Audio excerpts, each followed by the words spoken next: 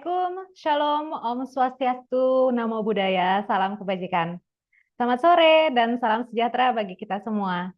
Senang sekali bisa bertemu dengan teman-teman semua di Sitkom Sharing Session IDCOM yang merupakan seri signature program dari IDCOM, sebuah platform berbagi pengetahuan melalui insight dari para praktisi PR dan industri lainnya kepada sesama praktisi maupun calon praktisi dari teman-teman mahasiswa. Perkenalkan, saya Adianti, Senior Associate IDCOM selaku moderator pada Sitkom hari ini yang akan menemani teman-teman semua untuk membahas sebuah topik menarik, yaitu United by Niche, kolaborasi luas tingkatkan awareness. Sebelum memulai acara, izinkan saya menyapa dua narasumber kita, yaitu Mas Panbul Prabowo, inisiator Minutes of Managers sekaligus CEO Invipop, Kak Ira Bila Putri, Community and Partnership Manager IDN. Halo Mas dan Kak, sudah siap ya untuk berbagi ilmu pada sore hari ini? Oke, sebelum kita mulai sesi ini, saya mengingatkan rekan-rekan untuk menyimak acara dari awal hingga akhir sesi. Kemudian bagi peserta yang ingin bertanya pada sesi tanya jawab, silahkan untuk menuliskan pertanyaan di dalam kolom Q&A dengan format nama _ instansi. Nah, nantinya kami para panitia akan menangkap dan membahas bersama para narasumber. Untuk teman-teman yang membutuhkan e-certificate, silahkan untuk mengisi data melalui link feedback form pada kolom chat yang akan dibagikan pada akhir acara. Dan jangan lupa ya teman-teman follow Instagram IDCOM @idcom.id untuk terus mendapatkan insight yang menarik seputar public relations atau kehumasan dan juga ilmu komunikasi. Nah, untuk pemanasan nih, sebelum masuk ke dalam diskusi seru hari ini, boleh yuk sama-sama kita buka slido.com, lalu masukkan kode hashtag 1837502, atau teman-teman bisa scan barcode berikut yang ada di layar.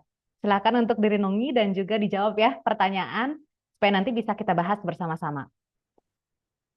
Selanjutnya, mari kita bersama-sama menyaksikan video profil dari IDCOM berikut ini. Dunia terus bergerak dinamis. Praktisi kehumasan dituntut terus beradaptasi, mampu mengemas dan menyampaikan pesan secara komprehensif, serta tidak hanya bergantung pada saluran dan pendekatan konvensional.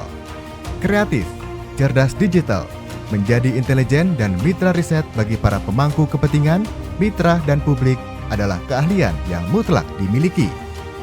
Ukuran keberhasilan semakin kompleks, dari menciptakan kesadartahuan hingga mengubah perilaku publik. IDCOM hadir sebagai mitra yang menjawab tantangan tersebut, didukung oleh konsultan yang inovatif, kreatif, berpengalaman, dengan latar belakang berbagai keahlian dan memiliki jejaring yang luas. Sebagai firma anak bangsa, kami teguh pada misi untuk mengambil peran bagi kemajuan Indonesia. Kami memberikan layanan jasa konsultasi komunikasi di 3 area.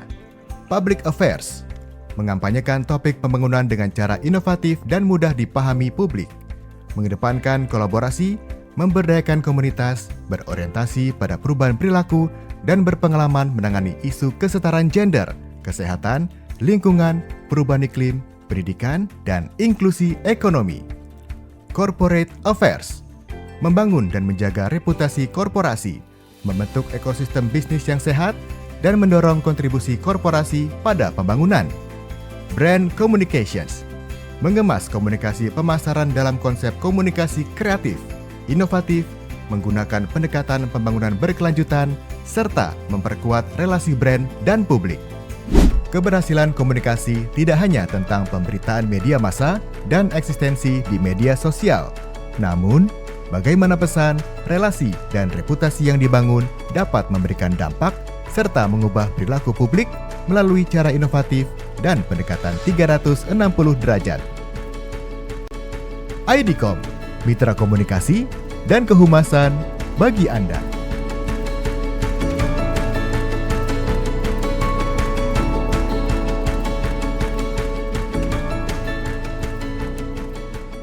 Baik, terima kasih. Itu tadi sepintas tentang IDCOM yang menggambarkan pengalaman dan upaya kami untuk terus berinovasi dalam industri PR. Nah, tanpa perlu berlama-lama lagi, yuk kita intip apa saja opini-opini yang sudah masuk dari Slido dari teman-teman semua. Boleh di-share untuk Slido-nya dari panitia. Tadi sih infonya sudah banyak ya yang masuk.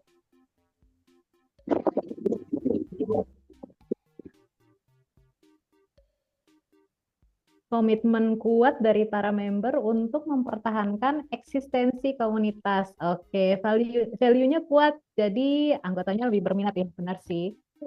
Itu tentunya karena ada rasa senasib dan sepenanggungan. Betul, apalagi kalau saya sebagai K-popers, kita ada rasa senasib dan sepenanggungan. Betul. Nah, kemudian untuk kegiatan rutin untuk sekedar bertemu. Iya, betul banget gitu. Jadi kita kan berjejaring semuanya dalam komunitas tersebut. Kadang-kadang kita suka ada meet up-nya juga ya. Jadi apa namanya yang agenda-agenda rutin untuk bertemu ini wajib untuk diadakan. Kemudian tidak ada hierarki dan sebagainya. Punya hobi sama, satu rasa, satu bahasa. Oke, mantap. Kayaknya teman-teman semuanya sudah mulai panas nih ya untuk memulai diskusi untuk sitkom kita kali ini. Baik, terima kasih dari panitia. Nah, selain dari Slido, teman-teman, saat lagi kami juga akan menayangkan satu video untuk memantik pemikiran kita dalam berdiskusi mengenai kolaborasi komunitas. Mari kita langsung saja menyaksikan video tentang fenomena United by Niche, kolaborasi luas tingkatkan awareness.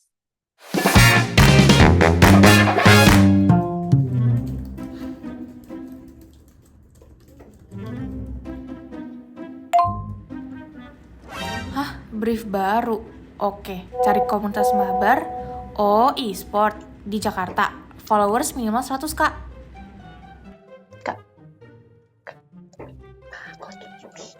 Kakak ada komunitas mabar nggak yang follow 100, Kak? Ada deh, bentar ya. Tuh ada 3, aku send ya. Oh, oke. Thank you, Kak. Jangan ganggu lagi. Oh.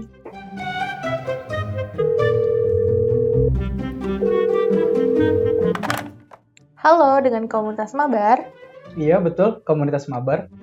Saya mau mengundang untuk acara launching game. Apakah tertarik? Waduh, tapi kebetulan saya nggak main game. Loh, ini komunitas main bareng kan? Wah, bukan. Salah tuh. Ini komunitas makan bareng. Hai guys, kita lagi makan mie gak cuan nih. Enak banget loh. Hah, kok salah? Coba kontak yang ini deh. Halo, dengan komunitas Mabar Mania. Iya, betul. Saya mau mengundang untuk acara launching game nih, Kak. Mau ngajak main online bareng komunitas Kakak. Tapi kita itu mainnya biasanya nggak online sih. Iya, nggak apa-apa, Kak. Karena kita juga menyediakan untuk tanding langsung nih, kayak semacam turnamen. Bukan, maksud saya kita ini komunitas mabar. Mancing bareng. Mabar Mania, mantap!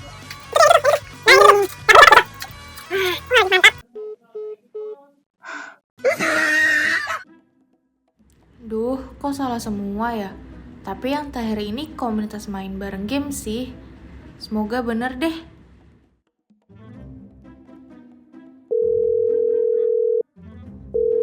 Halo, dengan komunitas main bareng game kan? Iya, betul. Saya ingin mengundang ke launching game online baru nih, Kak. Oke, kalau boleh tahu kerjasamanya gimana tuh, Kak? Nanti akan ada 10 komunitas main bareng nih. Nah, dari komunitas Kakak, mohon dipersiapkan gameplay dan jersey-nya nih, Kak. Gameplay, jersey. Maaf, kita komunitas mabar Candy Crush, Kak. Bantuin dong. Bantuin. Yang mana?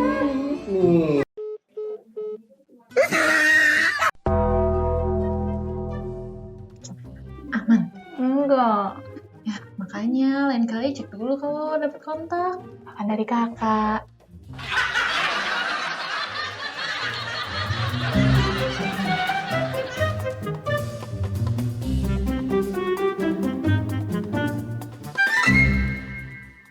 Oke, baik. Terima kasih. Ini relate nggak ya teman-teman sama video ini? Kalau kami sih sehari-hari sepertinya relate ya. Menghubungi teman-teman komunitas yang kira-kira bisa bantu support kita untuk kolaborasi bareng. Gitu. Nah, teman-teman semua di era digital saat ini, komunitas niche ini berkembang dengan pesat dan menjadi kekuatan besar dalam komunikasi dan PR. Komunitas-komunitas ini yang dibangun berdasarkan minat atau tujuan yang sama, bukan hanya sebagai tempat kumpul-kumpul sama kongko-kongko, tapi juga sebagai sumber wawasan yang berharga. Nah, platform seperti Discord, Telegram, dan Reddit sudah menjadi ruang bagi komunitas ini untuk saling berdiskusi, berbagi informasi, dan juga saling mendukung. Nah, hari ini kita akan membahas gimana kolaborasi dengan komunitas niche bisa memperluas jangkauan pesan dan meningkatkan awareness. Bersama dua pembicara ahli, kita akan mendapatkan wawasan dari perspektif komunitas yang telah berkembang pesat, serta dari media yang berperan penting dalam memberdayakan komunitas-komunitas tersebut. Nah, mari kita simak ya bagaimana strategi komunikasi yang tepat supaya bisa menciptakan hubungan yang saling menguntungkan antara brand sama komunitas niche. Nah, jadi sore ini saya akan perkenalkan lagi, sudah hadir Mas Vanbul Prabowo, inisiator Minutes of Manager. Jadi saya coba perkenalkan dulu ya Mas Vanbul ya. Minutes of Manager ini adalah komunitas untuk profesional dan manajer dari berbagai bidang, termasuk brand, bisnis, kreatif, dan juga pemasaran.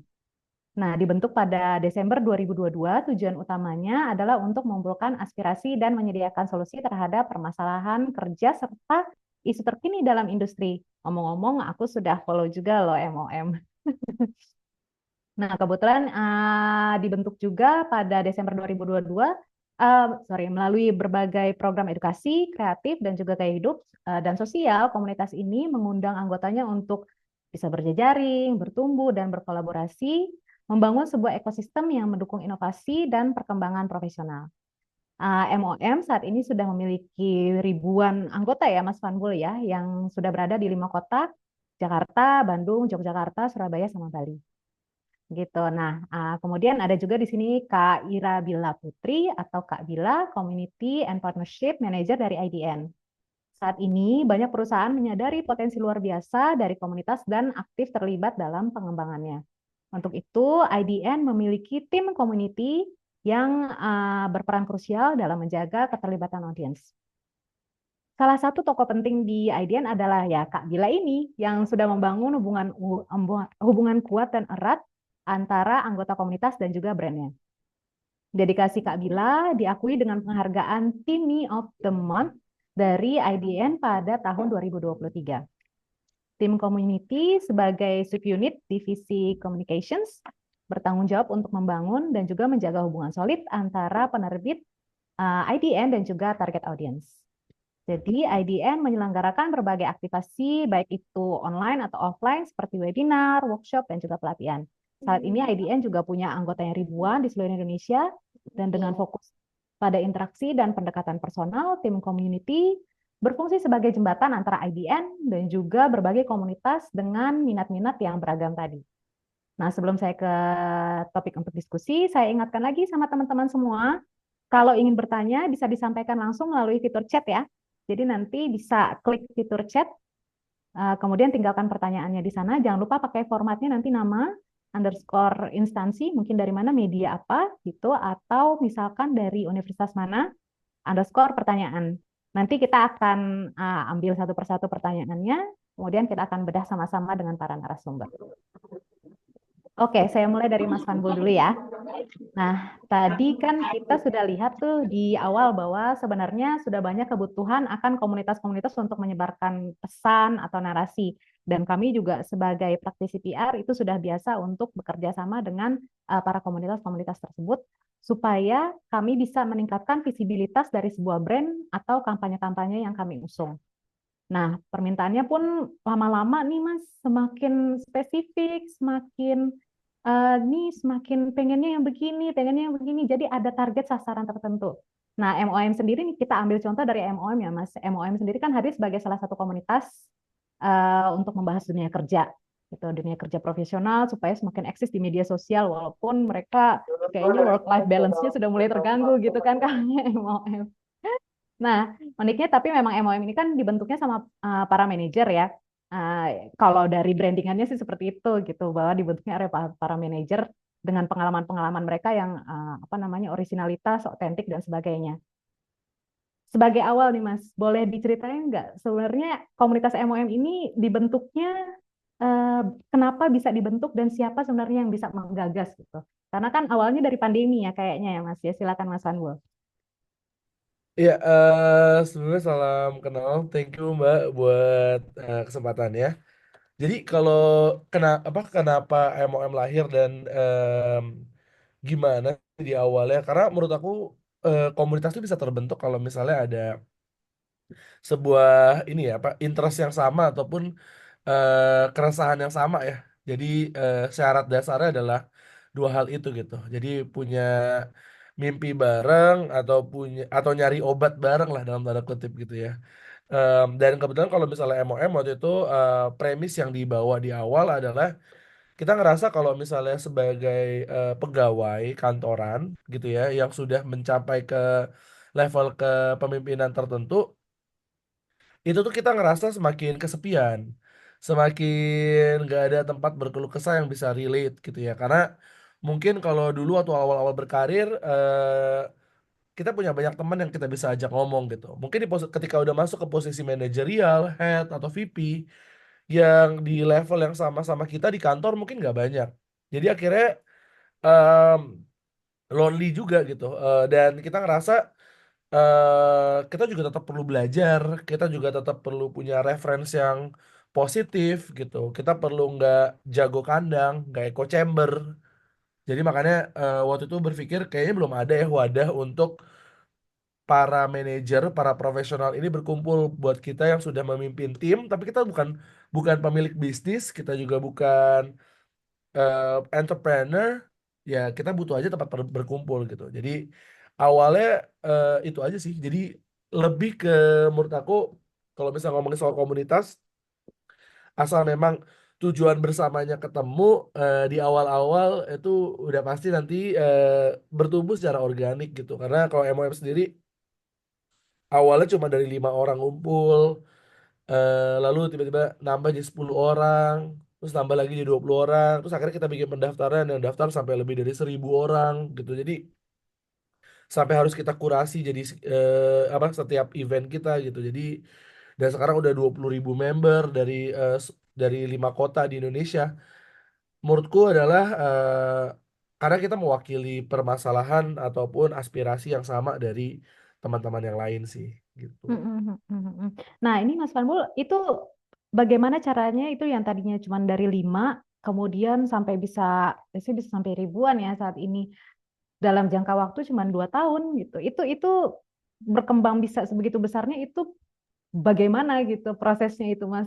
Dan pasti kan lompatannya jauh banget gitu.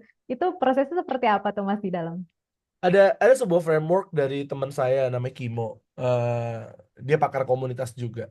Frameworknya itu adalah involve few, engage many, dan inspire mass gitu. Involve few itu adalah ya udah melibatkan orang-orang sedikit yang kira-kira akan menjadi semacam steering committee atau co-initiator lah. Orang-orang yang akhirnya memvalidasi bahwa masalah ini beneran ada atau aspirasi ini beneran ada gitu. Involve few. And then engage many. Yang tadinya mungkin 5 orang menjadi 50 orang yang punya aspirasi yang sama karena awalnya sudah kita komunikasikan untuk engage ke 50 orang tadi gitu. Lalu inspire mass. Nah, bagaimana nih yang 50 orang tadi juga menceritakan ke teman-temannya kembali gitu. Entah membuat konten di media sosial, entah kita membuat recap kegiatan gitu. Makanya sebenarnya kalau misalnya di Invipop sendiri ya kita memang punya media dengan jutaan followers gitu. Tapi eh, kalau kita ke klien atau ke brand, kita selalu bilang bahwa eh, placement aja nggak cukup gitu karena placement bisa bisa menjangkau banyak orang tapi belum ada inspirasinya nih yang seharusnya dilakukan adalah nge-create sebuah activation terlebih dahulu gitu engage dulu nanti ketika engage mungkin yang di engage itu terbatas karena offline gitu ya kayak MOM sendiri setiap acara terbatas di 100 orang tapi aspirasi, inspirasi yang ada di kegiatan tersebut diceritakan kembali lewat platform yang lebih besar. Nah, sehingga muncullah inspire mass tadi gitu. Jadi ya involve you, engage many, dan inspire mass. Sebenarnya kurang lebih itu yang kita coba implementasiin gitu.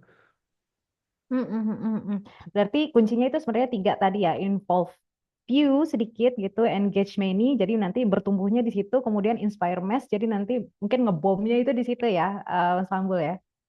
Oke, oke. Nah, again, ini kan orang-orangnya banyak ya, Mas, di dalam situ. Dan MOM ini kan mereka semuanya dari berbagai macam profesi, tidak hanya di dalam satu industri saja. Gitu. Bagaimana caranya supaya ada satu ikatan gitu, Mas, spesial. Ya, tahu sih memang mereka ada interest dan keresahan yang sama gitu, tapi ada nggak yang bisa melekatkan mereka lebih daripada itu? Itu karena kan, let's say kalau misalkan saya kan yang tadi dari bilang saya kan K-popers nih gitu. Kalau kita merasa sesama nasibnya gitu sebagai seorang K-popers gitu merindukan sosok yang ideal. Nah, kalau misalkan dari MOM ini seperti apa ikatan emosionalnya lebih daripada interest dan keresahan tersebut? MOM ini lumayan berusaha menerapkan program itu, berusaha menerapkan secara sadar atau nggak sadar itu ikigai sebenarnya. Jadi kalau misalnya teman-teman aware dengan konsep ikigai yang dimana Ikigai ada ya. 4 poin di situ, yaitu adalah satu, lakukan apa yang kamu bisa, lakukan apa yang kamu passionate about gitu, lakukan apa yang kamu menghasilkan uang, lakukan apa yang dunia butuhkan gitu.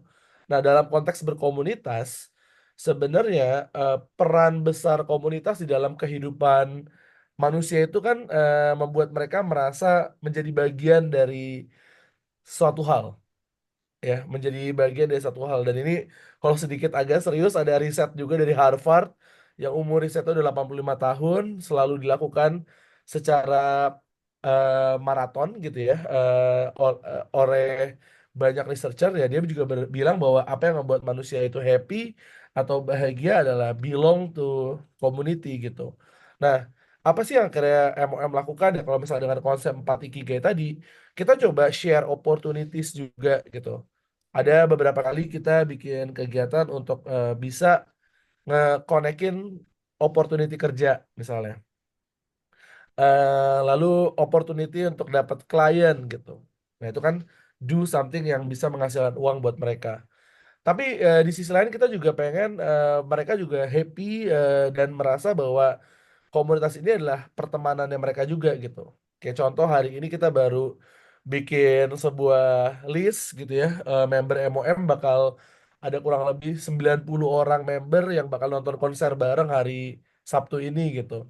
Nah, itu juga kita disupport sama salah satu konser gitu ya, dan akhirnya menjadi sebuah kegiatan yang casual dan bisa ngebuat mereka ngerasa bagian dari sebuah komunitas atau sebuah tongkrongan gitu. Dan kegiatan-kegiatan yang modelnya casual kayak gini juga banyak gitu. Kayak entah main basket bareng, lari bareng, nongkrong bareng, ada komunitas buku juga gitu. Jadi di dalam MOM tuh banyak kegiatan-kegiatan yang sebenarnya kegiatan manusia pada umumnya, cuman karena di level teman-teman ini sudah lebih serius hidupnya, mereka kadang-kadang nggak bertemu tuh komunitas-komunitas ataupun kegiatan-kegiatan sederhana sesimpel kayak ada nggak sih yang mau nemenin baca buku bareng di kafe gitu.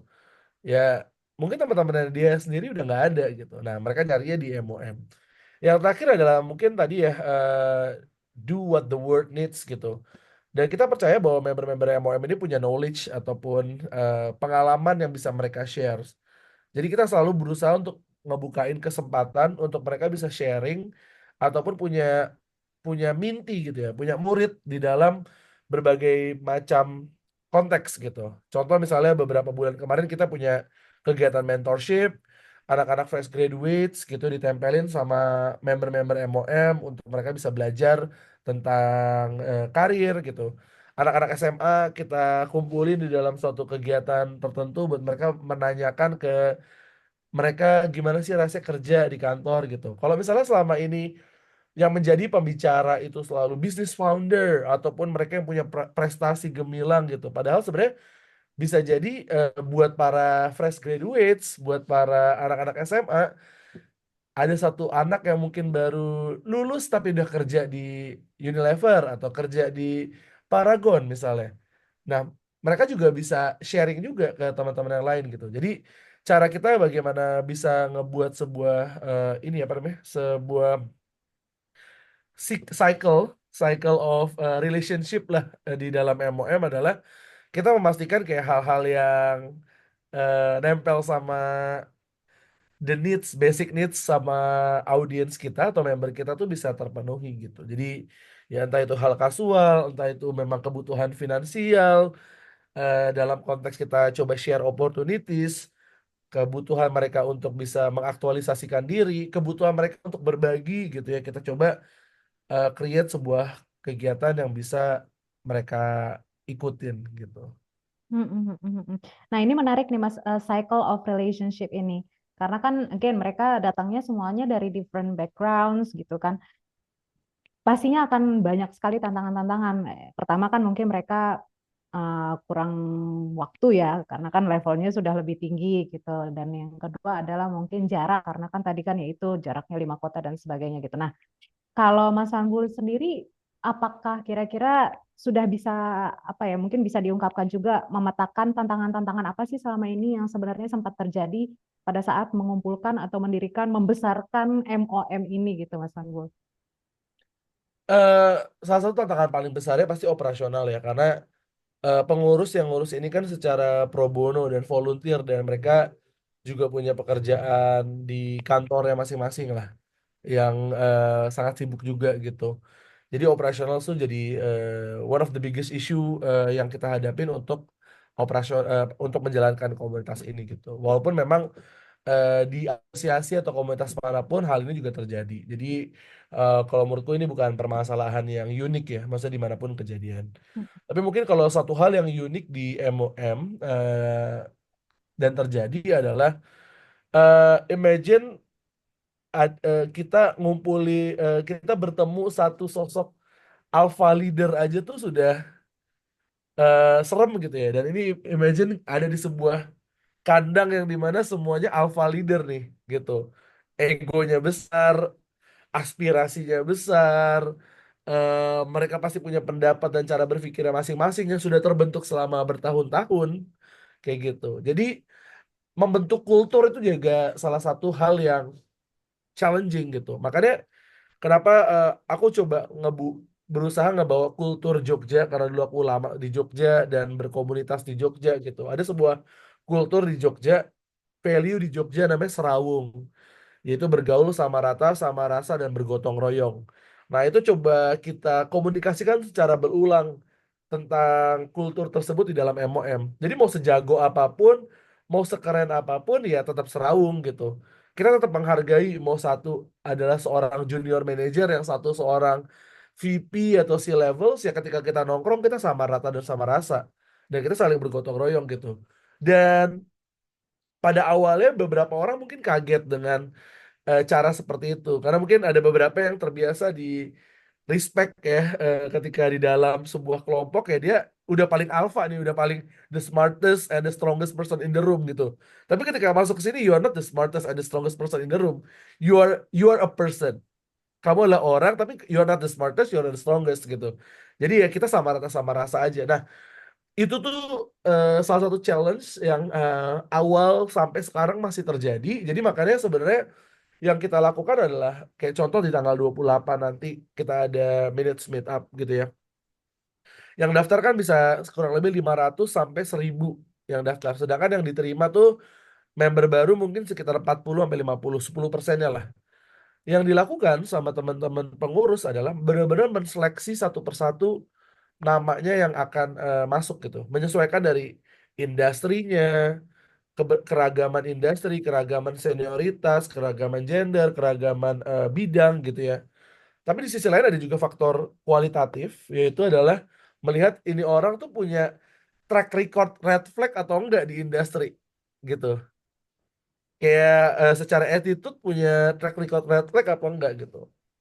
Kalau ada satu orang yang kayak udah kenal nih, ada panitia atau pengurus yang kenal, gue pernah denger nih, ini orang dulu kayak gini-gini, itu udah pasti kita nggak ajak sih gitu. Jadi mungkin sedikit rahasia dapur yang kita lakukan adalah itu, tapi itu adalah salah satu cara. Kalau menurutku komunitas itu yang paling penting adalah salah satu proses yang paling penting adalah kurasinya. Bukan berkumpul ya, bukan banyak-banyakan ngumpul. Kalau banyak-banyakan ngumpul tapi tidak tidak di satu wavelength yang sama, tidak dalam satu frekuensi yang sama, akan bubar anyway gitu.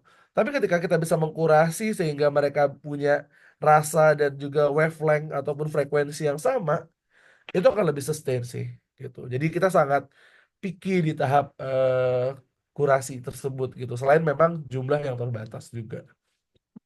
Berarti nggak boleh ada baper ya. Kalau misalkan kita nggak kepilih-kepilih nih, berarti harus ada orang yang mungkin dia refleksi terhadap dirinya sendiri. Oh, jangan-jangan ada sesuatu nih sama gue gitu.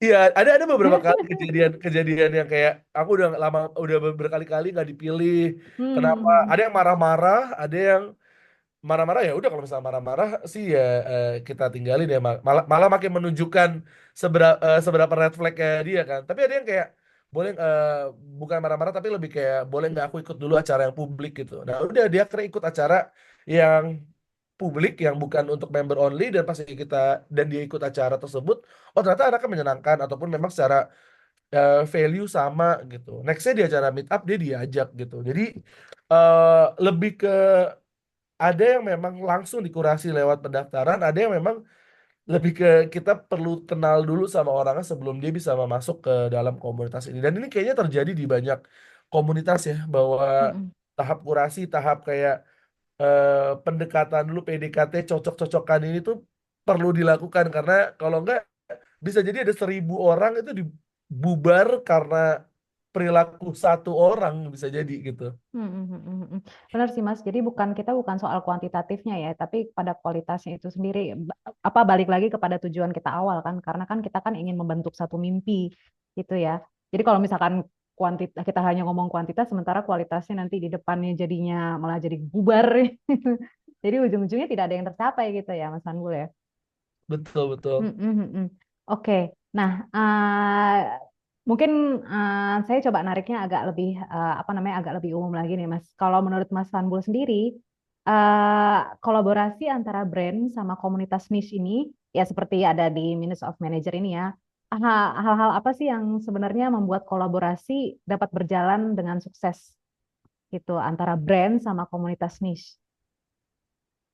Iya, kalau menurut aku sih ini sih, karena bagaimana bagaimana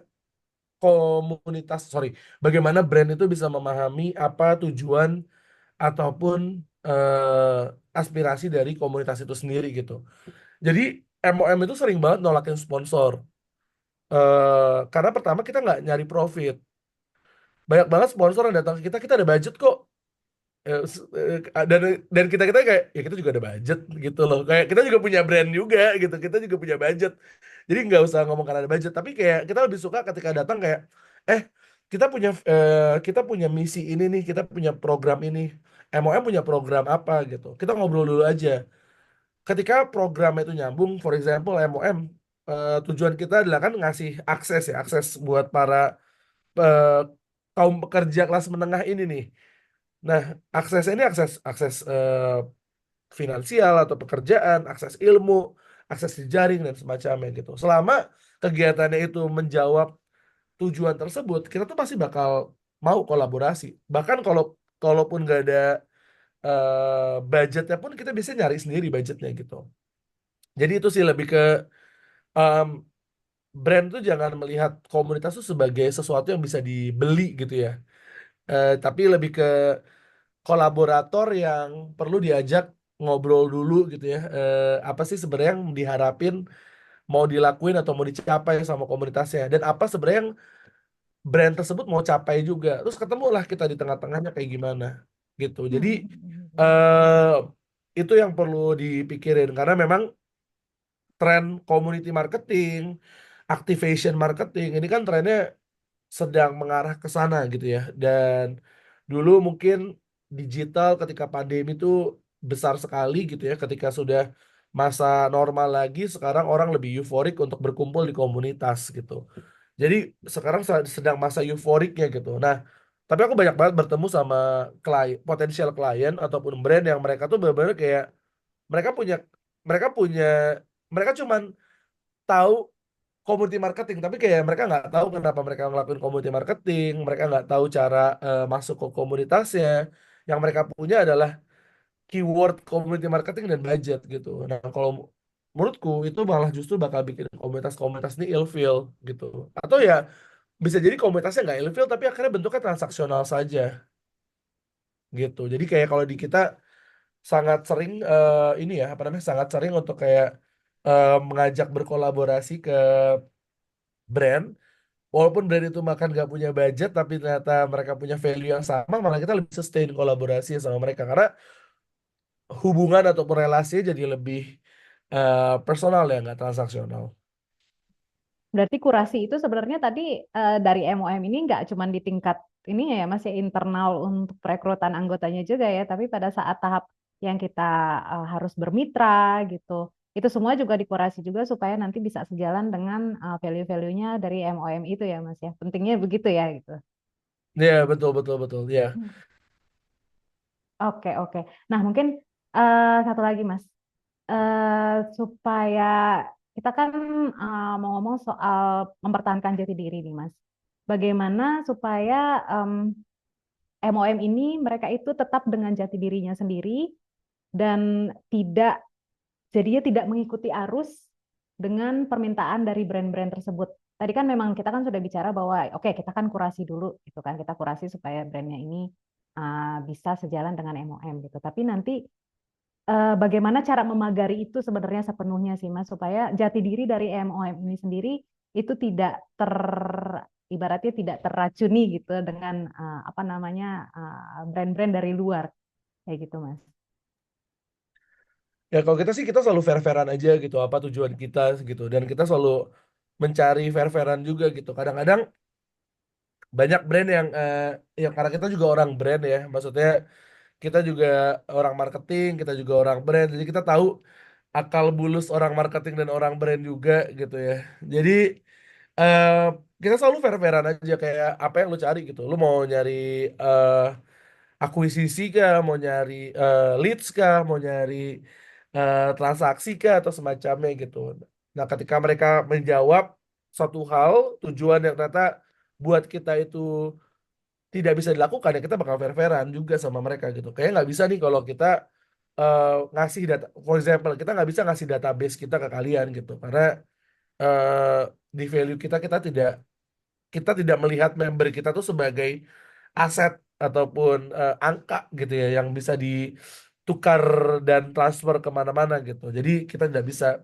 Tapi kalau misalnya mau partnership tapi kalian di sana hadir dan berteman sama mereka, terus ada tim kalian yang minta kontaknya mereka, kalau mereka tertarik it's okay gitu. Tapi kalau kita ngasih aksesnya nggak terbuka. Nah, jadi lebih itu aja, lebih lebih dari awal sudah fair-fairan untuk kayak apa yang mereka cari gitu, karena aku yakin juga brand pasti punya tujuan juga, tujuannya apa ataupun objektifnya apa yang disampaikan aja di awal.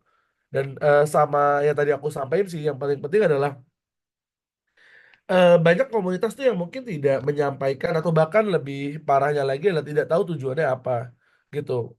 Karena membuat komunitas tuh dari 0 ke 1 tuh mudah, tapi dari 1 ke 10 itu yang sangat susah gitu. 0 ke 1 dari nggak ada jadi ada itu mudah gitu. Kayak ngumpulin teman-teman kita tiba-tiba nongkrong, jadi komunitas nih, bikin akun Instagram, ngumpul jadi sebuah identitas komunitas. Itu mudah gitu. Tapi tahap selanjutnya adalah bagaimana komunitas ini bisa berumur 5 tahun, 10 tahun. Bagaimana komunitas ini benar-benar bisa ngasih dampak ke apapun yang memang dari awal mereka ingin perjuangkan gitu. Nah, disitulah adalah proses yang lebih serius ya.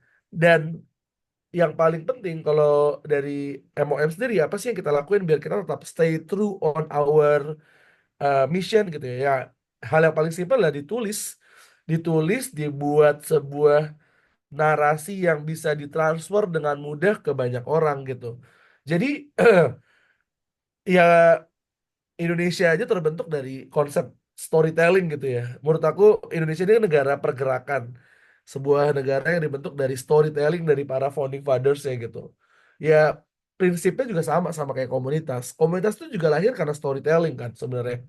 Yang tadi aku ceritain itu adalah sebuah storytelling gitu, sebuah idea yang abstrak ketika itu belum terjadi gitu. Tapi kenapa akhirnya terbentuk, kenapa akhirnya orang mau ikut adalah bagaimana storytelling tersebut bisa nyampe ke banyak orang.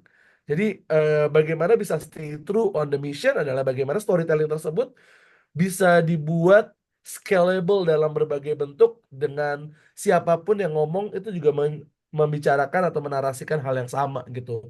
Entah dalam bentuk tulisan, dalam bentuk visual, dalam bentuk buku, dalam bentuk manifesto gitu. Jadi itu sih menurutku. Oke, iya ini relate sih Mas. Memang kalau misalkan dari pekerjaannya PR kita sendiri, kita kan selalu bermain storytelling ya gitu. Jadi kalau misalkan kita hanya ujuk-ujuk datang kemudian punya misi begini gitu kan, tidak ada yang maksudnya mereka yang terus apa hubungannya buat kita gitu. Tapi harus ada makna tertentu, harus ada tersirat satu story di dalamnya supaya kita tuh bisa apa namanya berkolaborasi gitu ya ke depannya supaya nanti again satu misi nanti ke depannya gitu ya Mas. Oke, baik. Kita beralih ke Kak Bila mungkin ya. Oke, Kak Bila. Setelah ngobrol-ngobrol Yes, nih panjang lebar dengan Mas Panbul. Menarik ya, Kak ya. menarik banget sih. Makasih insight-nya Mas Wanbul. Oke. Kalau kita lihat nih Kak, sesuai sama pengalamannya Kak Bila kan sudah ibaratnya ya sudah makan lumayan asam garam lah ya di dunia komunitas ini dan punya track record juga yang mumpuni dalam membangun hubungan yang kuat antara komunitas sama brand. Nah, dari saya sendiri sebenarnya kita punya pertanyaan nih Kak. IDN itu kan aku pun follow ya, saya pun follow ini akunnya IDN. IDN itu jago banget untuk buat-buat konten yang benar-benar relate banget sama kita. Dan apalagi kalau sama komunitas itu niche sekali gitu dan sangat relate dengan komunitas niche-nya tersebut. Nah, sebenarnya dari IDN tersebut, bagaimana sih cara memahami karakter-karakter dari para komunitas itu supaya message-nya itu bisa kena gitu, dan juga bagaimana pendekatannya sama teman-teman ini gitu. Kalau dari Mas Wanbul tadi kan pakai caranya mungkin bisa pakai storytelling. Nah, kalau dari IDN sendiri, apakah memakai cara yang sama atau mungkin ada tips-tips lainnya nih, Kak Bila? Monggo Kak. Iya, jadi kalau di IDN sendiri, kita itu waktu teman-teman mau gabung ke komunitasnya IDN, kita udah mulai membagi mereka. Jadi mereka bisa milih tuh, mau berdasarkan regionalnya mereka, berdasarkan daerah mereka tinggal gitu, atau berdasarkan minatnya mereka gitu. Kayak misalnya di IDN Times gitu ya, ada tuh komunitas K-popers. Jadi kalau teman-teman yang seneng K-pop, itu bisa langsung pilih untuk join ke yes. Aku tunggu ya, kamu masuk ke geng aku ya.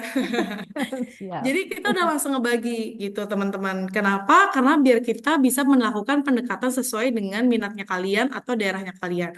Karena kadang-kadang kan biasanya tuh kalau misalnya kita melakukan satu activity itu kita akan ngikutin sama minat atau daerah yang kita tuju gitu. Kita sering bikin di Jakarta, tapi kita juga suka ngelakuinnya di Surabaya, di Bandung gitu. Itu kita salah satu activity yang dibikin sama IDN untuk melakukan pendekatannya.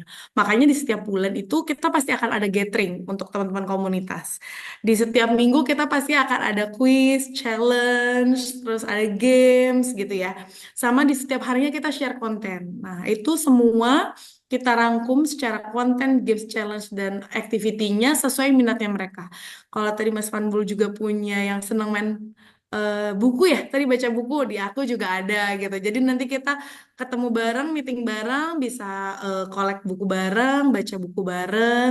Kalau misalnya yang suka K-pop, kita pernah datangin fan meetingnya satu konser K-pop, terus konser bareng-bareng juga. Atau misalnya kayak teman-teman yang seneng nulis writers gitu ya. Kita punya community writers, teman-teman yang senang nulis, ini bisa masukin tulisannya ke IDN Times, nanti mereka bisa dapat poin yang bisa ditukar jadi e-wallet gitu. Jadi banyak kesempatan-kesempatan yang kita tawarkan ke teman-teman komunitas ini untuk bisa memilih minat mereka gitu, sehingga kedekatannya sama kita tuh akan semakin kuat gitu sih. Salah satu contoh yang aku bisa share itu namanya Bella Besti. Ini salah satu program di Pobela. Kita bikin waktu itu baru banget, lagi banyak-banyaknya jadi konten kreator. Jadi kita wadahi tuh teman-teman Pobela Community yang seneng jadi konten kreator. Kita bikinin kelas gimana caranya bikin red card gitu. Gimana caranya biar dilirik brand. Nah, itu kita bikinin program-program khusus. Kayak gitu. Oke, oke. Menarik sih, Kak. Jadi maksudnya engagementnya itu supaya mereka nggak merasa ibaratnya dianggurin gitu ya dalam Iya, tanda kutip. Kita cuma ngumpul doang gitu, sudah gitu. Ya, ya, ya. Berarti ada share konten, ada challenge, terus juga ya ada meetup juga gitu ya, Kak. betul. Mm, mm, mm, mm, mm. Nah, eh, sebenarnya kan banyak nih ya, Kak ya. Sekarang Kak Bila untuk platform-platform digital yang sudah ada. Nah, gimana Mm. cara IDN Times sendiri ini memilih platform mana yang kira-kira yang ini cocok gitu, terus yang ini kayaknya nggak cocok untuk daerah sini gitu. Bagaimana cara mengkurasinya gitu? Apakah misalkan ada satu riset atau kemudian ada hal-hal lain yang mungkin Kak Bila dengan tim ini sudah lakukan di dalam tim community-nya IDN itu sendiri. Ya, jadi sebenarnya kita udah pelajari ya, teman-teman ini tuh biasanya ngumpul atau suka berkomunikasinya melalui apa.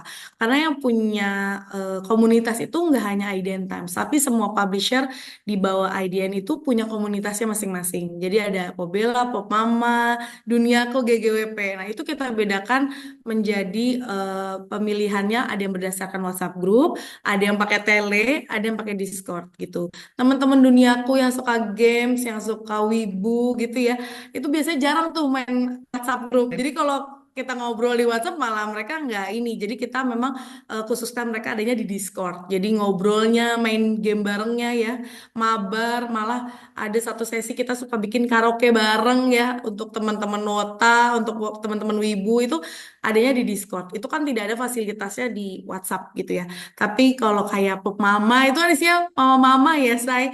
Jadi kalau dikasih ke Discord mereka agak bingung. Jadi kalau mama-mama itu kita taruhnya di WhatsApp group. Jadi memang pemilihan platform itu kita bedain banget, kita sesuaikan banget gitu. Untuk teman-teman yang di Yami suka bikin resep itu mulai mengenal Telegram. Tahu tuh cara main Telegram gimana. Itu mereka juga aktif di Telegram selain di WhatsApp.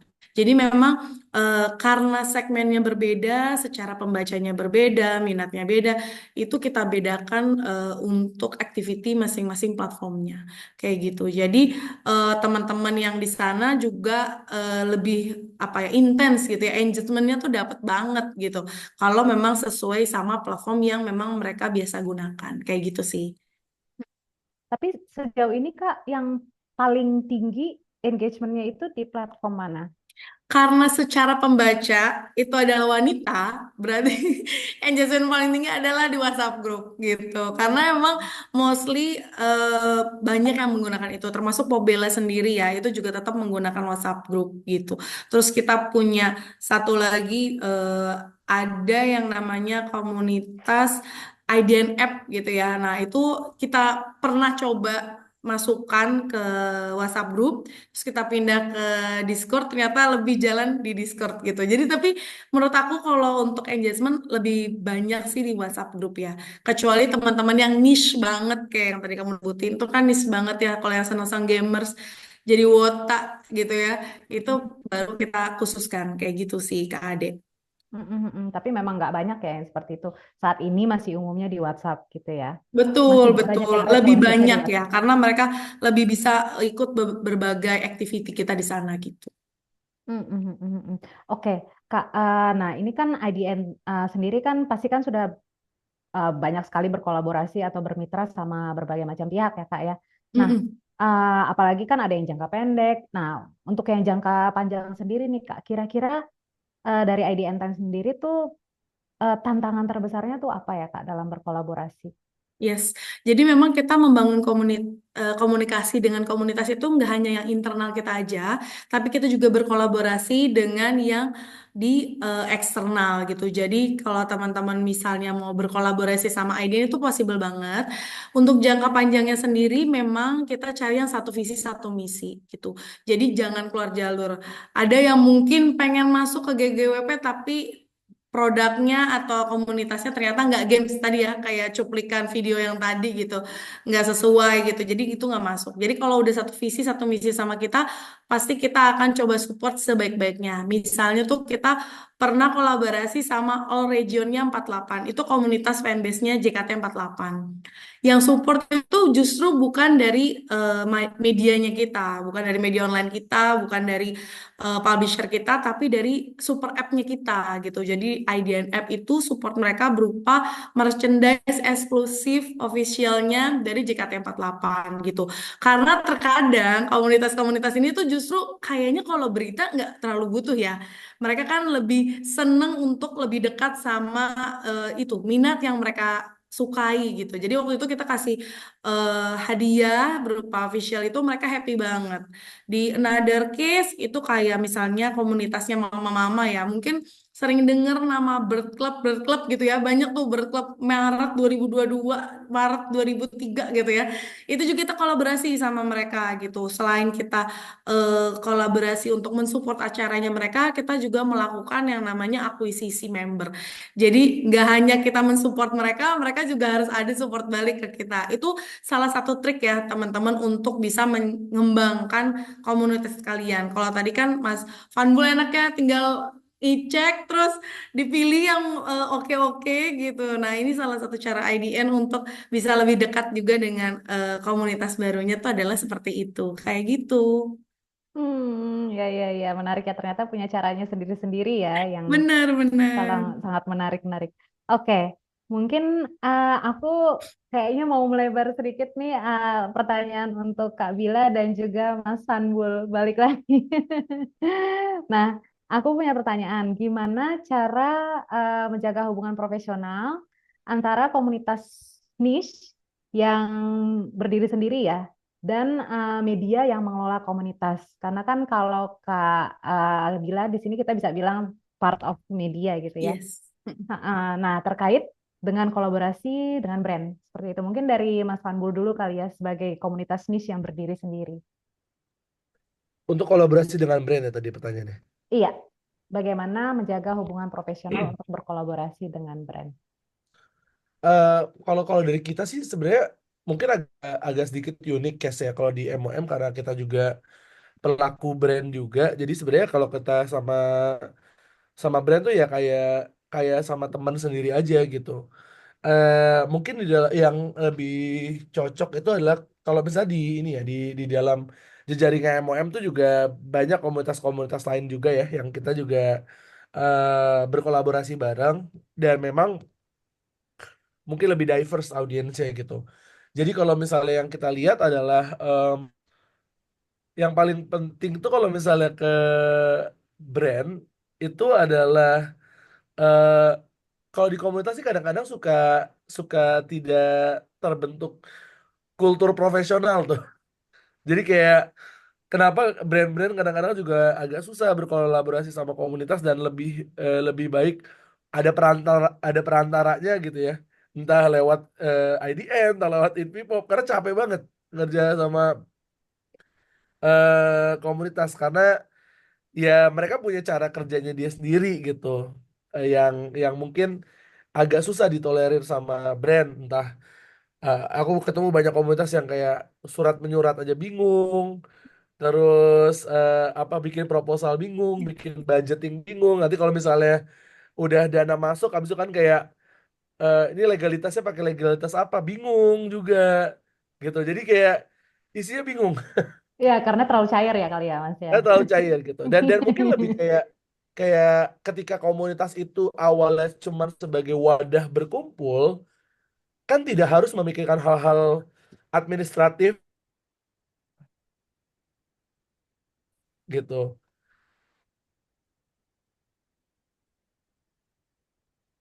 Oke, baik. Kayaknya Halo? Mas, ya, ya, Mas Fanbul kayaknya agak nge-freeze ya. Oke, baik. Kita coba mungkin ke Mbak Bila, Kak Bila dulu kali ya. Oke, mungkin Kak Bila dari Mas Fanbul tadi bilangnya bahwa kita butuh yang ada perantaranya nih, karena jadi biar ada sisi, saya administrasinya lebih, nggak bilang lebih rapi atau lebih tertata juga ya, tapi mungkin lebih ajak gitu ya, sudah ada template-nya gitu. Terus habis itu ada juga yang apa namanya ngayomi gitu, yang apa namanya yang ya itulah, yang maksudnya yang mengandangi nih orang-orangnya gitu. Nah, kalau menurut Kak Bila sendiri gimana? Iya memang karena kita kan corporate gitu ya. Terus kalau teman-teman brand senang sama komunitas itu memang banyak yang cukup banyak ya yang masuk ke kita karena memang ternyata melalui media itu selain mereka bisa ada exposure-nya setelah bekerja sama dengan si komunitas ini itu kan biasanya mereka pengen dekat sama komunitas karena pengen langsung ke B2C gitu ya. Sehingga bisa merasakan langsung dampak produknya langsung ke si konsumennya mereka gitu. Tapi terkadang tadi benar kata Mas Panggul, kadang-kadang komunitas ini kan mungkin secara administrasinya juga kurang rapi, terus misalnya ternyata setelah selesai campaign selesai gitu ya, itu mungkin beberapa poin yang jadi pertimbangannya brand-brand kenapa mungkin akhirnya ke media karena media itu setelah campaignnya selesai biasanya kita akan ada pemberitaannya, ada sosial medianya gitu. Jadi exposure yang dibangun sama media untuk kolaborasi sama brand ini jadi lebih panjang jangka waktunya gitu dibandingkan langsung dengan ke komunitasnya gitu.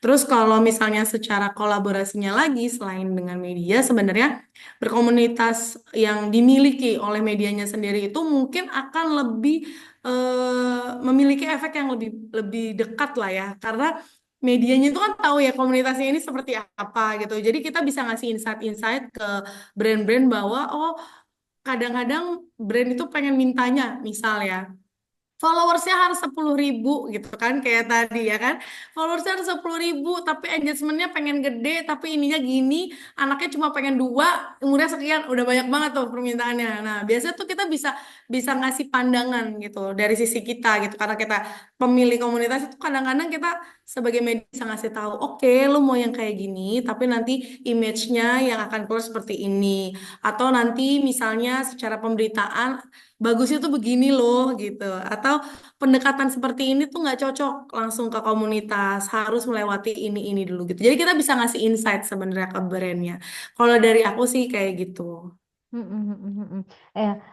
Menarik. Jadi dua-duanya maksudnya ada pendekatan-pendekatan yang masing-masing sama-sama menarik ya untuk menjaga Iya. profesionalitas baik itu dari sisi media, dari komunitas yang memang terbentuk secara organik yang seperti yang MOM-nya Mas Wanbul ini. Nah, Iya. mungkin saya mau tanya sedikit soal bagaimana sih ya, kan tadi kan udah beda-beda nih masing-masing tipsnya dari Mas Wanbul dan dari Kak Bila gitu supaya kalau ada yang mengajak kerjasama, nah kerjasamanya nanti ke depannya itu bisa em, apa namanya smooth sailing lah, gitu. Bisa bisa saling apa namanya beneficial satu sama lain, kayak gitu. Mungkin dari Mas Wanbul dulu kali ya. Sama-sama harus kenal dulu sih. Jadi kalau misalnya ini buat brand, kalau deadline-nya mepet, kalau butuh akuisisi cepat, jangan komunitas. Karena jatuhnya jadi seradak seruduk gak jelas gitu kayak pengen langsung Noted Mas, noted. Jadi jangan komunitas. Komunitas tuh lebih lebih lebih memang butuh waktu kan untuk kayak sama-sama paham yang apa yang bisa dilakuin bareng-bareng kayak gitu. Jadi itu buat brand. Nah, kalau buat komunitas tadi mungkin sorry banget tadi tiba-tiba hujan jadi internetnya hilang. Buat komunitas ketika memang masih sekedar berkumpul itu tuh masih everything is beautiful and butterflies lah, ya kan? Tapi kalau misalnya udah masuk brand itu tuh kerja.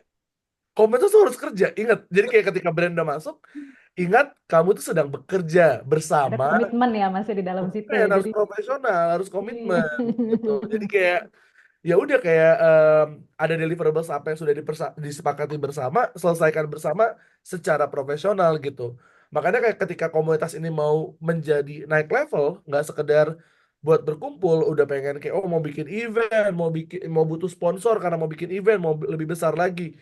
Yang harus dipikirkan memang akhirnya legalitasnya, eh teknisnya gitu kayak nanti kalau misalnya pertanggungjawabannya siapa yang bertanggung jawab, siapa yang menjadi ketua, siapa yang menjadi pengurus, siapa yang menjadi ketua panitia dan semacamnya gitu ya seperti bekerja pada umumnya aja gitu. Nah itu mungkin hal yang nggak banyak teman-teman yang membuat komunitas tuh aware dan mau melakukannya sebenarnya gitu.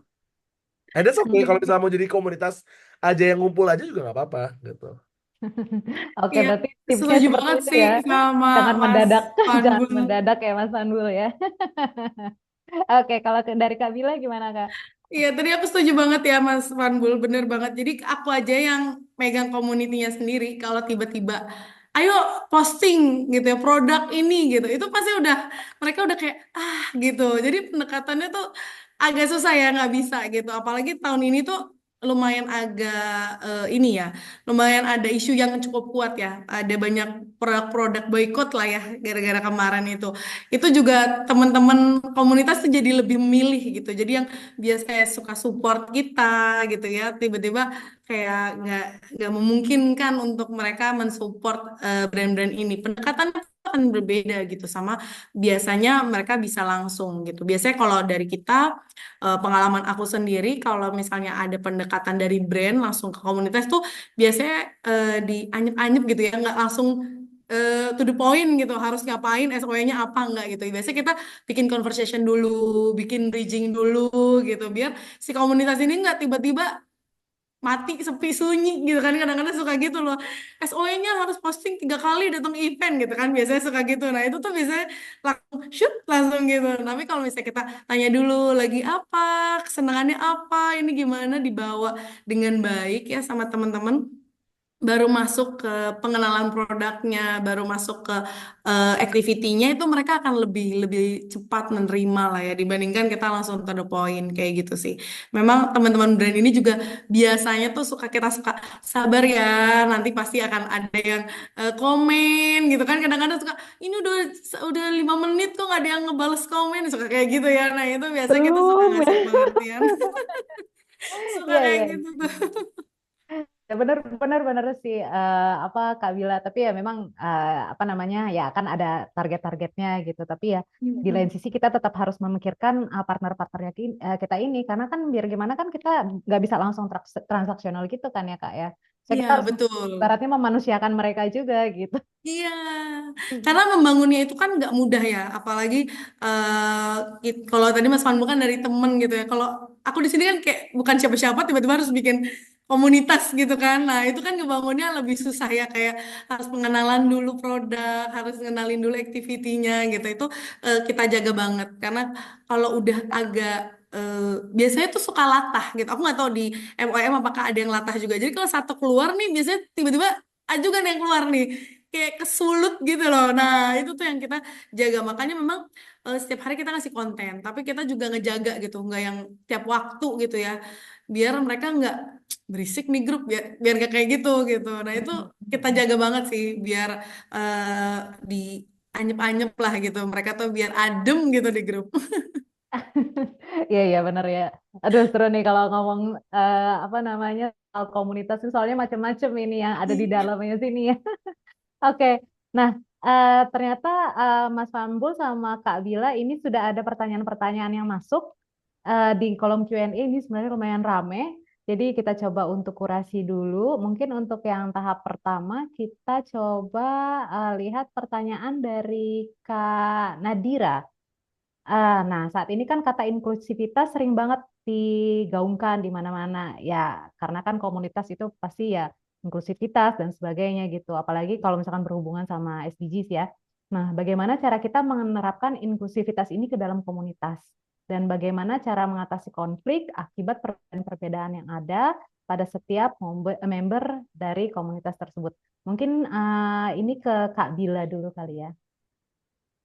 Ya, jadi inklusivitas di member aku sendiri gitu ya, itu cukup baik ya sebenarnya. Kenapa? Karena memang kedekatan yang kita bangun tuh kita punya kata-kata sayang gitu ya untuk admin-admin kita gitu. Ada yang namanya Mamin, Mama Admin gitu. Ada yang namanya Mibel, Mimin Bella gitu. Itu kita kita bentuk kenapa? Karena biar mereka ngerasa memiliki kepemilikan gitu biar ngerasa mereka tuh ternyata bukan sekedar member yang cuma gabung di satu komunitas atau satu grup aja gitu biar mereka bisa lebih dekat sama kita tuh biasanya kita masukin tuh apa ya kayak kedekatan-kedekatan emosional gitu sama mereka biar nantinya suatu saat misalnya kita membutuhkan mereka dengan yang lebih masif lagi itu mereka bisa ngerasa ada personal touch gitu ya ke kita kayak gitu sih. Jadi kalaupun gathering pun mereka akan itu kayak Mas Vanbo bilang sama rata sama rasa gitu. Walaupun di luar mungkin model KOL atau apa, tapi begitu kita ketemu itu udah kita happy happy aja gitu. Terus walaupun ada misalnya ada aku selaku manajer, ada ASO, ada segala macam begitu ketemu itu udah kita sama semuanya gitu. Biar itu sih membangun kedekatan itu sih gitu. Mm. Oke, kalau Mas Fambul gimana? Kalau tadi kayaknya sempat kita di awal-awal diskusi ada bilang juga Mas Fambul mau menjaga antara kesetaraan gender ya, mungkin dari jumlah gender dan sebagainya. Nah, bagaimana cara menjaga inklusivitas ini di dalam MOM itu sendiri, Mas? Kalau aku sebenarnya di sosial cara paling simpel adalah disosialisasikan saja sih gitu. Kayak contoh eh hal yang paling simpel adalah aku selalu bilang kayak ke pengurus di awal-awal terutama sekarang sih udah autopilot gitu. Aku bilang kayak jangan pernah ada all man panelist gitu. Jadi kayak usahakan tidak ada all man panelist itu satu gitu. Terus em, kita juga selalu kalau misalnya di dalam sebuah meet up gitu ya, kita juga selalu berusaha untuk balance. Balance-nya nggak cuma secara gender tadi ya, tapi kayak ada yang memang mungkin masih lebih junior, ada yang lebih senior gitu ya, biar mereka bisa dapat ilmunya gitu. Jadi ada yang dari company besar, ada yang dari company mungkin yang masih kecil, biar mereka lagi-lagi bisa dapat sinergi dan ilmunya gitu, bisa saling ngangkat satu sama lain. Kayak gitu sih. Jadi lebih ke itu sih kalau dari kita lebih ke kesadaran bersama lewat SOP-SOP yang kita create ya gitu. Jadi soal inklusivitas gitu ya. Walaupun memang akan ada ruang di mana kita tidak bisa merangkul semua orang lah gitu. Pasti kan memang at the end of the day komunitas ini ada punya tujuan yang spesifik ke hal spesifik gitu. Misalnya for example banyak yang bilang kayak kenapa kita mahasiswa nggak bisa ikut meet up-nya MOM gitu. MOM apakah tidak inklusif ya? Bukannya kita tidak inklusif karena program ini memang ditujukan meet up-nya untuk manajer ke atas misalnya. Tapi kita juga punya program untuk teman-teman mahasiswa, tapi nggak di meet up ini gitu. Jadi lebih ke kita tetap sesuaikan sesuai porsinya gitu. Contoh misalnya kayak di setiap International Women's Day kita bikin Women Leaders Meet Up gitu ya. Em, Mungkin ada yang nanya kayak kenapa cowok nggak dibikinin gitu. Terus kayak iya bukan itu, bukan bukan harus semuanya ada, tapi kayak mana yang butuh lebih diangkat dan diberikan ruang gitu kan sebenarnya. Ya, again ya Mas ya, balik lagi ke membentuk kultur yang gotong royong tadi ya Mas ya. Maksudnya begitu masuk ke dalam situ ya kita semua sama rata sejajar gitu ya Mas Fambul ya. Ya. Heeh. Oke, nah pertanyaan selanjutnya ini dari Kak Robi Setia Supriyadi. Ke Kak Bila ini sepertinya, bagaimana cara komunitas baik IDN, dua-duanya, baik IDN dan MOM untuk mengukur dampak sosial atau emosional dari kolaborasi dengan brand gitu. Jadi nggak cuma dari angka atau profit aja gitu, tapi bagaimana cara mengukur dampak sosialnya gitu. Apakah misalkan jadi lebih erat, tapi bagaimana cara mengukurnya? Gitu. Mungkin dari Kak Bila dulu. Oke, kalau dari aku pengalaman ya, kalau untuk mengukur dampak sosial atau emosionalnya itu atas kolaborasi komunitas kita sama brand, biasanya mereka itu akan pengen ada lagi kolaborasi-kolaborasi lanjutan. Itu mungkin yang pertama. Yang kedua itu biasanya engagement di dalam satu grup gitu. Ada beberapa activity yang hanya melibatkan teman-teman di grup aja, ada yang datang untuk offline atau online event gitu ya. Nah, setelah activity kalau yang di dalam grup itu biasanya mereka itu akan terus menyimak, kasih reaction gitu ya.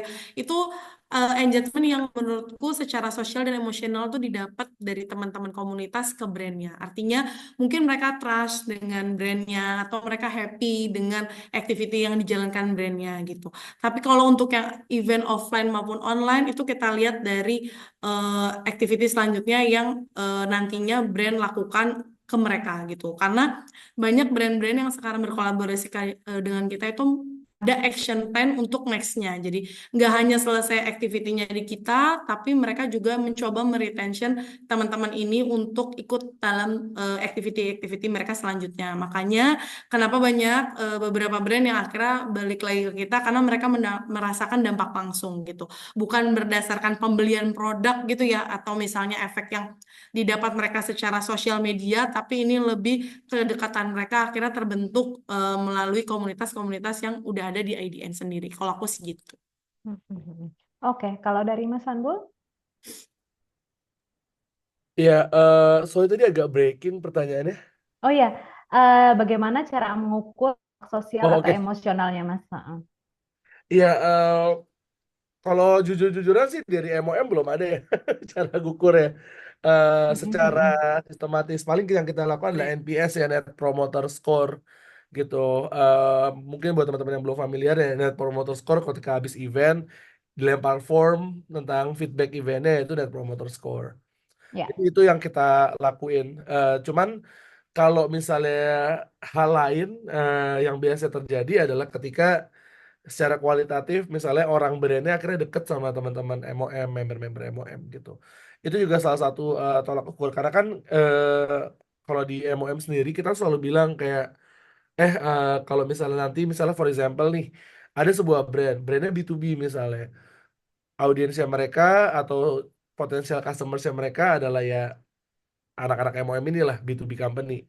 Nah, daripada ngirim SPG atau daripada ngirim tim sales, yang mendingan yang berangkat adalah para manajer-manajer juga gitu. Di situ bercerita ataupun berjualan sebagai teman gitu. Dan kerasa banyak banget akhirnya brand-brand yang em, lebih cuan quote unquote dan lebih dapat banyak loyal audience karena melakukan hal tersebut gitu. Jadi makanya kenapa kita juga ngelihat kayak kalau misalnya ada sponsor kita yang dia akhirnya jadi dekat sama anak MOM dan akrab, nah itu juga salah satu tolak ukur kesuksesan. Misalnya contoh ada sebuah brand mobil namanya GWM, itu setiap acara MOM udah jadi kayak mobil pribadi MOM tuh, kayak dikasih supir, dikasih apa gitu, sampai akhirnya kayak eh GWM nih M-nya nih minutes ya. Jadi lagi kayak acara acara ulang tahunku aja tuh mereka ngirimin 6 mobil kalau nggak salah buat bikin konvoy gitu. Jadi kayak saking kayak cara mereka memang kan karena brand mobil tuh memang butuh ada kedekatan personal juga kan sama ini ya gitu. Jadi itu salah satu kita juga ngukurnya kayak gimana. Tapi kalau untuk yang in-depth analisis kita belum ada.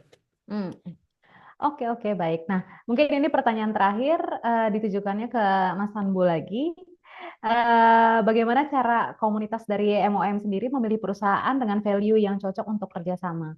Nah, let's say mungkin contoh-contoh kasusnya aja Mas Sanbul. Misalkan apabila ada satu brand, misalkan brand A gitu, terus habis itu datang menawarkan offering untuk bekerja sama gitu. Nah, dari Mas Sanbul sendiri, apa saja mungkin checklist-checklistnya yang harus terpenuhi gitu dari apa namanya ya possibility untuk kerjasama tersebut.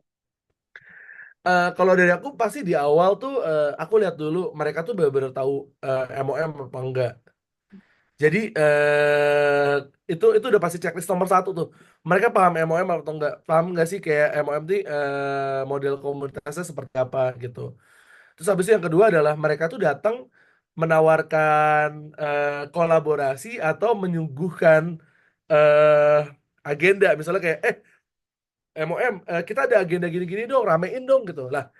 eh kita bukan kita bukan penonton bayaran nih gitu teman-teman. Jadi kayak kita nggak bisa ngeramein acara kalian. Nah, tapi kita mau bikin acara sama kalian asalkan value-nya cocok gitu. Jadi kedua itu. Yang ketiga mungkin lebih ke ini biasanya kalau kolaborasi-kolaborasi yang udah berjalan dan ini adalah mereka tuh terinspirasi dari acara MOM kayak kita lihat acara kalian kayak gini nih keren banget atau bagus banget, kita juga punya value yang sama gini gini gini nih, boleh nggak kita ngobrol bareng. Nah itu biasanya kejadian tuh kolaborasi karena berarti kita di level yang sama-sama mau membuka diri untuk menciptakan sesuatu yang beneficial buat dua entity nih, buat dua organisasi gitu, nggak cuman ngasih ngecaplok komunitasnya untuk kayak minta audiens gitu. Jadi sering banget kalau dari aku yang akhirnya aku pasti udah langsung tolak adalah ketika brand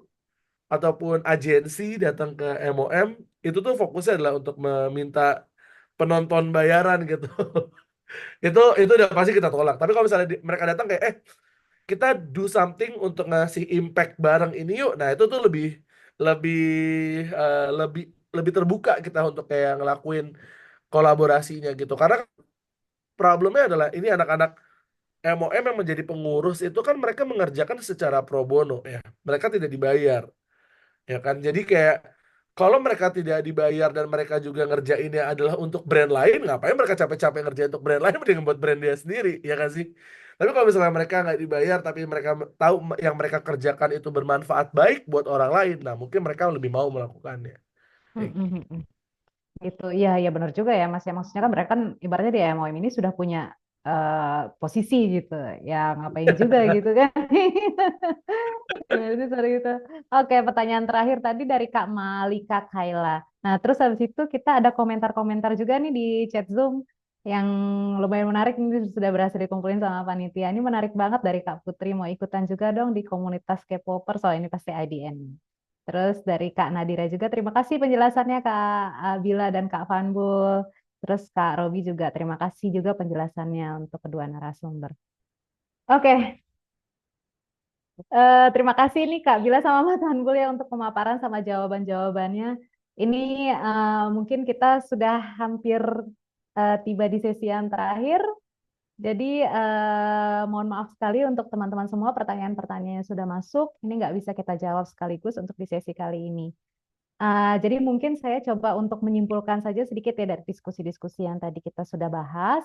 Yang pertama pastinya harus ada keterikatan emosional antara anggota komunitas karena itu merupakan faktor kunci untuk membangun suatu loyalitas ya, atau value-nya.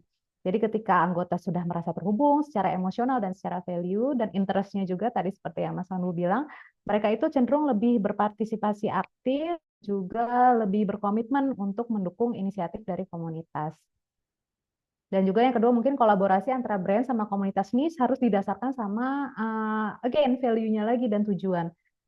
Brand harus memahami bahwa komunitas audiens dari komunitas ini harus bisa menjalin hubungan yang tidak hanya membawa benefit dari satu pihak tertentu tapi kepada pihak yang lainnya. Jadi sama-sama mutual benefit. Dan yang terakhir mungkin ya di sini karena kita bicaranya dari platform digital yang paling sering digunakan, platform digital ini memainkan peran penting untuk membangun engagement dengan komunitas niche ini sendiri. Komunitas yang relevan dan menarik di media sosial bisa meningkatkan interaksi dan juga keterlibatan dari para audiens. Oke, paling seperti itu untuk tiga kesimpulannya kami. Nah, semoga rekan-rekan teman-teman semua yang hadir secara online di sini bisa dapat pemahaman yang lebih dalam dan juga bisa memperoleh tips and trick tadi yang sudah dipaparkan oleh Kak Bila dan juga oleh Mas Vanbul tentang pentingnya komunitas serta bagaimana caranya berkolaborasi berdasarkan value dan juga tujuan untuk memperkuat loyalitas dan meningkatkan hubungan antara brand dan juga komunitas. Oke, mungkin dari sini kita coba untuk masuk ke sesi selanjutnya, yaitu kita dari IDCOM sebenarnya sudah mengirimkan token of appreciation. Gitu. Kak Bila atau Mas Vanbul sudah terima? Sudah, sebentar ya. Oke, nah iya ini kenang-kenangan ini sebenarnya apresiasinya kita ya Mas dan Kak untuk sebagai ya apresiasi mendalam kepada Kak untuk kontribusinya sebagai narasumber pada sharing session kali ini.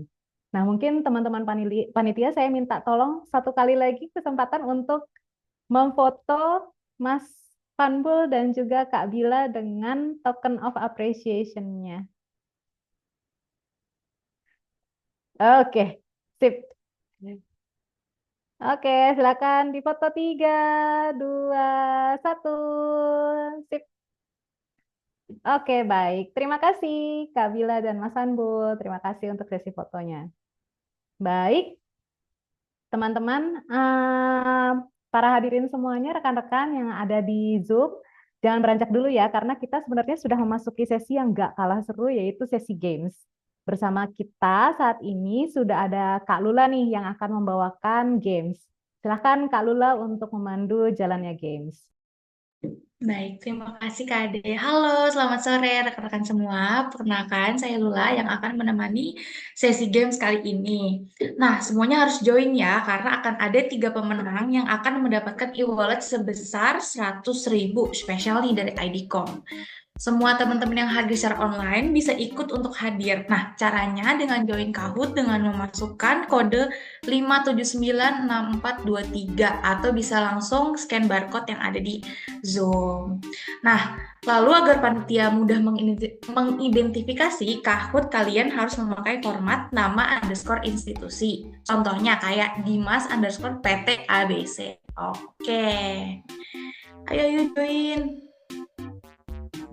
Oke, ini udah ada Mbak Nadira Felicia, ada Mas Robi, ada Mas Anton, ada Mbak Syik nih. Yuk teman-teman yang belum join boleh join ya. Oh, dia udah nambah Mbak Cinta, terus ada Mas Syailah dari MMTC, ada Mas Raymond, lalu ada Mas Irman juga, ada Mbak Malika nih. Wah, ini udah mulai banyak nih ya teman-teman yang join.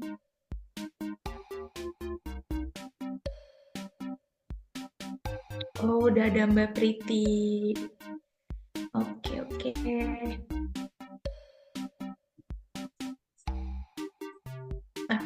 Oke, 1 menit lagi kita mulai ya teman-teman. Jadi ayo, yuk join Kahoot. Nah, ini ada, bertambah banyak nih, ada Banana, ada Ratu Sejagat Jakarta Raya kah? Terus ada Mbak Rana juga. Wih, udah banyak nih. Oke, kalau gitu kita mulai ya. Boleh admin, kita mulai. Start.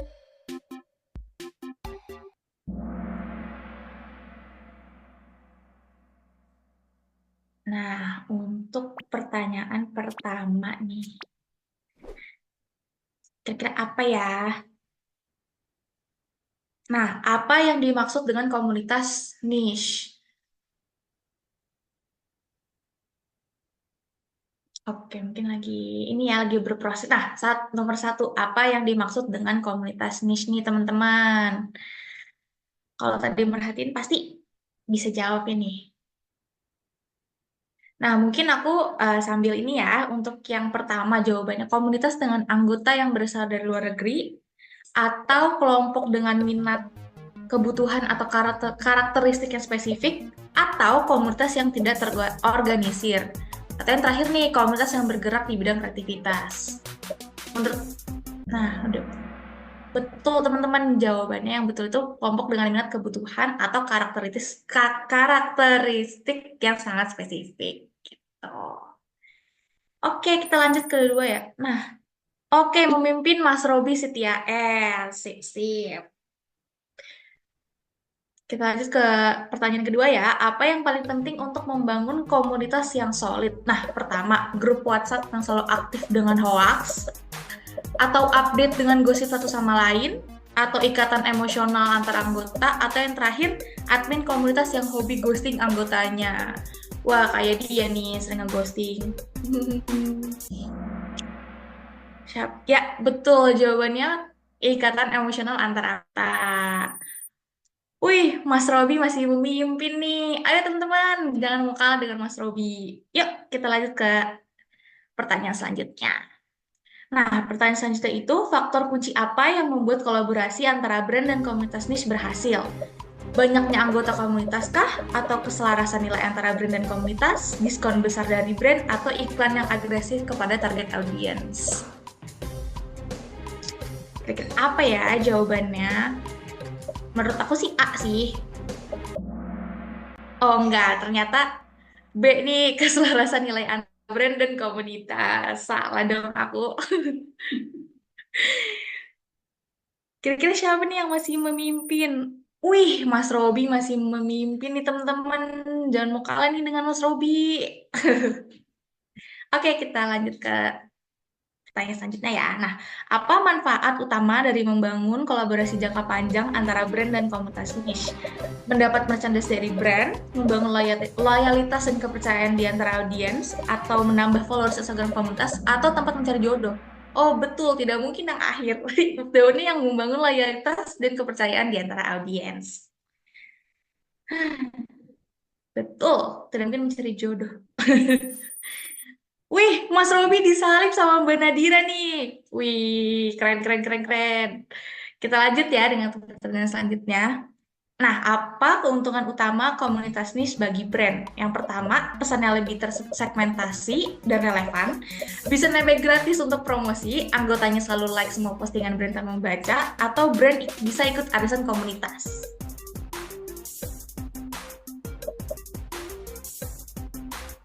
Yang mana nih kira-kira? Wih, betul. Yang pesannya lebih tersegmentasi dan relevan. Betul. Wih, Mas Robi mengklaim pertama lagi. Ya, semangat Mbak Nadira. Mungkin di pertanyaan terakhir Mbak Nadira bisa nyalip Mas Robi lagi. Yuk, pertanyaan terakhir adalah apa strategi terbaik bagi brand untuk diterima oleh komunitas niche? Yang pertama, langsung pasang spanduk besar di tengah acara komunitas, kirim spam 100 email promo ke setiap komunitas, pakai jargon viral dan gaul yang sudah basi seperti gasken bosku, atau mendengarkan kebutuhan komunitas dan berkolaborasi dengan tulus. Menurut aku sih C sih. Oh, salah ternyata. Ternyata mendengarkan kebutuhan komunitas dan berkolaborasi dengan tulus nih. Wih, ada pertanyaan tadi siapa ya kira-kira yang jadi pemenangnya untuk Kahoot Sitkom kali ini? Di juara 3 ada Mas Mike Surhantanto, di juara kedua ada Mbak Nadira Felicia, dan pasti yang pertama, pasti nih, udah tahu kita semua Mas Robi Setia. Wih, selamat kepada juara 1 Mas Robi, juara kedua Mbak Nadira, dan juara ketiga Mas Mika. Terima kasih ya kepada para hadirin yang sudah ikut serta. Bagi para hadirin yang pemenang di Zoom, silakan mencantumkan nama dan nomor WhatsApp yang dapat dihubungi melalui kolom chat untuk kemudian dihubungi oleh tim kami. Bagi yang belum mendapat hadiah, tetap semangat dan coba lagi di sitkom selanjutnya karena hadiahnya pasti nggak akan kalah menarik nih. Terima kasih dan kembali kepada Kak Ade. Oke, baik. Terima kasih Kak Lula. Seru sekali ya gamesnya. Teman-teman yang ikut games, jangan lupa, apalagi yang pemenang tadi, silakan untuk meninggalkan data-data dirinya kepada admin yang sudah ada di kolom chat ya. Nah, kemudian sekali lagi saya juga mengingatkan kepada teman-teman semua, para peserta, saya persilahkan juga untuk mengisi feedback form terlebih dahulu melalui link yang ada di kolom chat. Gitu. Jadi untuk yang pemenang silakan mengisi juga, informasikan kepada admin, dan juga untuk teman-teman yang ingin mendapatkan e-certificate silakan untuk mengisi feedback form yang ada di kolom chat juga. Nah, untuk ini saya juga ingin mengucapkan terima kasih kepada para narasumber dan juga teman-teman semua yang sudah bersedia meluangkan waktu untuk mengikuti acara pada hari ini sampai dengan selesai. Mudah-mudahan semoga sesi hari ini bermanfaat juga untuk kita semua. Baik, akhir kata saya Adeanti pamit untuk undur diri. Terima kasih dan juga sampai jumpa di Sitkom episode selanjutnya yang tentunya bisa kami angkat juga dengan berbagai bahasan yang menarik lainnya. Terima kasih, tetap sehat dan semangat selalu.